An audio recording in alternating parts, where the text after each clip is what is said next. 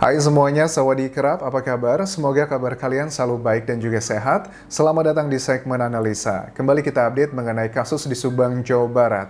Nah, di video kali ini aku akan bahas lebih detail lagi mengenai komentar terbaru, keterangan terbaru dari tim kuasa hukum Yosep bahwa di akhir Januari 2022 lalu ternyata rumah Pak Yosep kan didatangi lagi oleh kepolisian atau Polsek Jalan Cagak dan ditanyakan dan dibahas adalah mengenai 3 poin. Pertama adalah mengenai kunci pintu rumah belakang TKP, kemudian juga atap, serta juga tangga. Nah, di video sebelumnya, aku sudah membuat analisa bahwa kemungkinan besar ada para pelaku yang bersembunyi di atap tersebut. Karena logikanya begini ya, kalau sudah lebih dari 6 bulan, tapi tim penyidik masih terus melakukan pertanyaan di topik seperti itu artinya ada sebuah petunjuk yang sangat luar biasa. Dugaanku adalah ada sesuatu yang tertinggal di atap ataupun juga di tangga tersebut yang berhubungan dengan data ilmiah. Misalkan adalah mungkin ada bercak darah ataupun juga sidik jari berada di sana.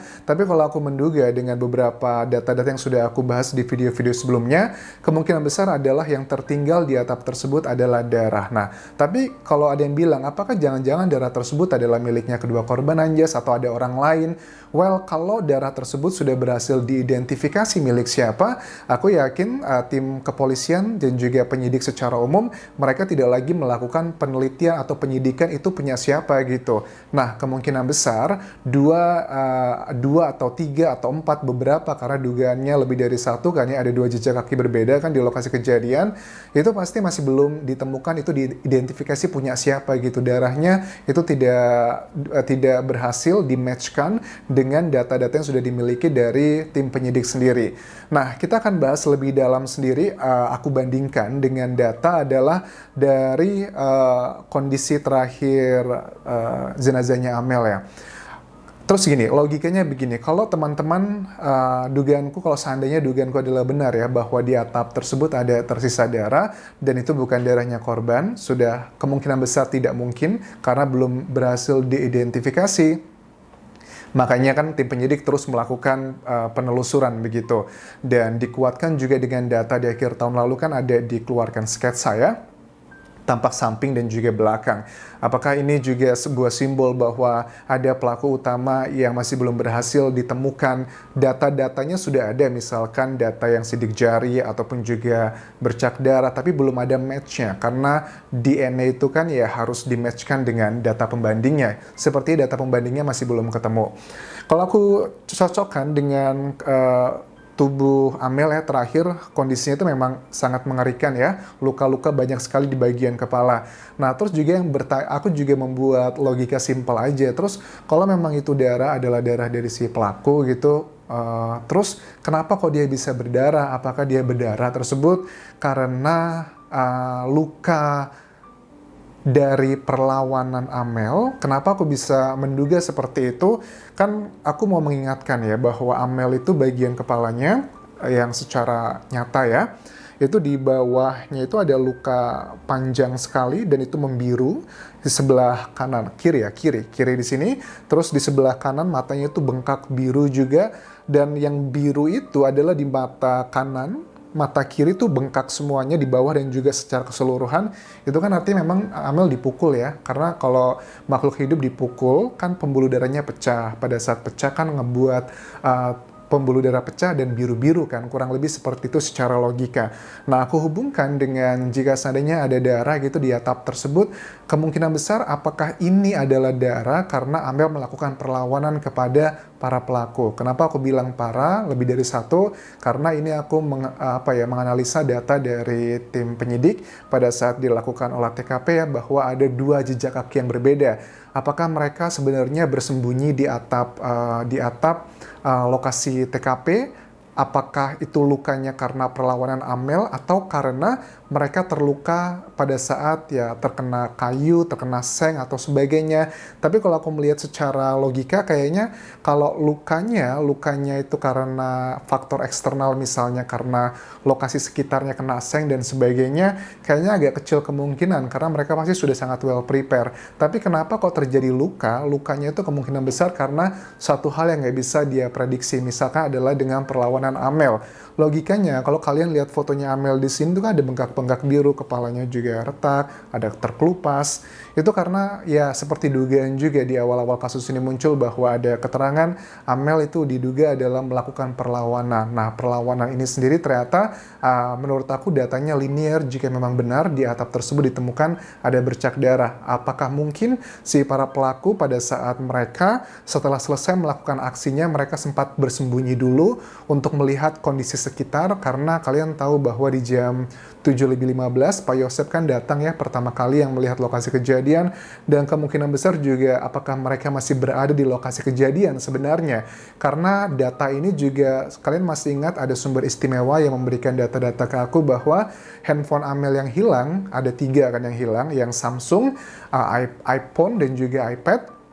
Nah, ada handphone yang mereknya Samsung itu ternyata di jam 7:38 itu hidup karena ada kiriman pesan dari operator dan diketahui titik koordinatnya, lokasinya itu ternyata adalah berjarak di antara Polsek Jalan Cagak dengan rumah TKP. Artinya masih berada di daerah itu jam 7:38. Makanya aku sangat menduga kuat jika seandainya para pelaku memang saat itu jam tujuan, kemungkinan besar mereka masih berada di TKP dan mungkin saja mereka bersembunyi di atap. Well, it's adalah hal yang menjadi perdebatan di masyarakat. Ada yang bilang seperti, tapi juga menurut aku make sense ya. Karena kan pada saat jam 7:38 menuju ke jam 8, kemudian banyak orang datang. Kalau orang banyak datang, otomatis kan si pelaku kemungkinan aja mereka bercampur dengan masyarakat, karena kan banyak masyarakat datang. Kita ketahui ada dugaan beberapa orang yang masuk ke TKP tanpa seharusnya mereka nggak boleh masuk ke sana. Itu kan bisa menjadi salah satu kelemahan pada saat mereka seandainya bersembunyi di atap, kemudian mereka pada saat menjelang jam 8 pagi kan sudah rame itu kan ya, warga datang ke sana dan si para pelaku kemudian keluar dari atap tersebut, kemudian bergabung dengan warga dan nggak ada yang mengenali. Ini salah satu pelajaran juga ya bagi kita pada saat terjadi tindakan seperti ini, kita harus jaga jarak yang sangat jauh dari TKP agar bisa memudahkan penyelidikan. Nah, ya aku di bagian berikutnya aku akan bahas adalah mengenai ada beberapa kasus nih teman-teman ya. Kasus ini adalah terjadi di tahun 1984 atau 85 ya, di tahun 80-an lah. Ini ada 2 remaja usia masih 12 sampai 14 tahun yang meninggal dunia karena diperkosa dan juga langsung dibunuh oleh para pelakunya. Tapi ternyata mereka ini baru ketahuan siapakah tersangkanya itu setelah 20-30 tahun kemudian. Nah, kita kan sekarang berpikir gini, kalau diperkosa kan gampang banget anjas, tinggal dicek aja dong cairan spermanya, itu kan ada muncul DNA-nya siapa. Itu benar banget. Tapi dulu di tahun 80-an, di Amerika Serikat pun DNA itu masih belum populer sekali dan masih lagi dilakukan developing-nya, pengembangan mengenai DNA tersebut.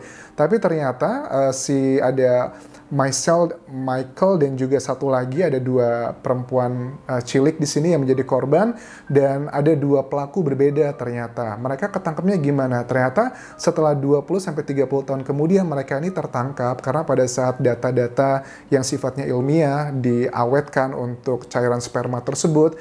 Nah, si 2 orang berbeda ini di 2 kasus yang berbeda walaupun mereka mirip begitu, mereka itu ketangkap gara-gara mereka melakukan pencurian di Amerika Serikat, kemudian diambil DNA-nya untuk bank DNA, karena biasanya begitu ya, orang-orang yang suka melakukan tindakan kriminal mereka akan diambil dulu bank DNA-nya, diambil DNA-nya, datanya untuk dimasukkan ke dalam bank DNA. Ternyata pada saat dilakukan pencocokan dengan sistem yang mereka bikin sendiri di Amerika, ternyata ada dua DNA dari 2 korban tuh match dengan para pelakunya ini. Akhirnya setelah diselidiki lebih dalam ternyata benar, mereka mengaku ya saya adalah kami gitu kan ya, masing-masing berbeda, mereka nggak kenal gitu. Mereka adalah pelaku pemerkosaan dan pembunuhan dari kedua korban yang masih berusia belasan tahun tersebut. Ini menunjukkan bahwa kita jangan menganggap remeh data-data ilmiah begitu, karena dengan semakin lamanya kasus, ini kasusnya sudah lebih dari 32 tahun, tapi baru terpecahkan begitu, dibantu dengan data-data ilmiah. Sama juga dengan di kasus Subang menurut aku, sudah lebih dari 6 bulan Yang menjadi relay, harus menjadi panduan adalah data-data ilmiah untuk penyidik Polda Jabar, misalnya DNA, sidik jari, dan sebagainya.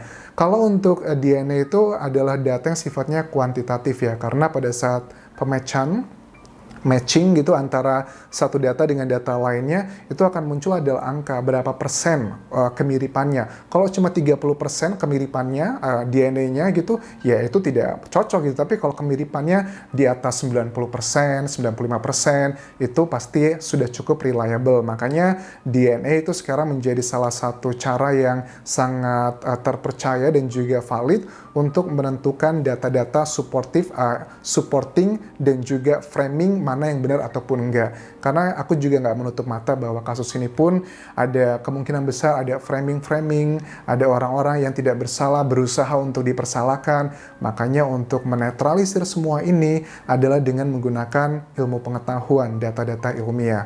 So that's it yang bisa aku bahas mengenai video kali ini. Kita doakan semoga tim penyidik dari Polda Jabar diberikan kemudahan untuk menangkap siapakah para pelakunya, dan tentunya kita nggak mau melihat orang yang tidak bersalah justru malah dipersalahkan. Apalagi menurut aku untuk meminimalisir kemungkinan tersebut, ya harusnya kita rely-nya adalah pada alat-alat bukti yang sifatnya adalah ilmiah, karena ini sudah lebih dari 6 bulan. Kalau sifatnya adalah hanya keterangan katanya, keterangan kata-kata, kan lidah tidak bertulang. Menurut aku agak riskan kalau penyidik hanya rely kepada keterangan-keterangan saksi saja, kecuali saksinya punya data dan juga kontennya yang bisa dipercaya, oke lah. Tapi kalau untuk sekarang menurut aku data ilmiah yang bisa didapatkan dari 3 alat bukti, pertama adalah keterangan ahli, kemudian surat, dan juga petunjuk. Itu adalah 3 hal yang harusnya di-rely untuk kasus Subang sudah lebih dari 6 bulan ini. Menurut kalian, apakah kalian setuju dengan komentarku? Kalaupun kalian tidak setuju, it's fine. Tapi tolong sampaikan apa alasannya dengan cara yang baik. Sampai ketemu lagi di video berikutnya. Tinggalkan like juga, subscribe channel YouTube ini, serta follow Instagramku di Anjas di Thailand. Kalaupun kerap semuanya, bye-bye.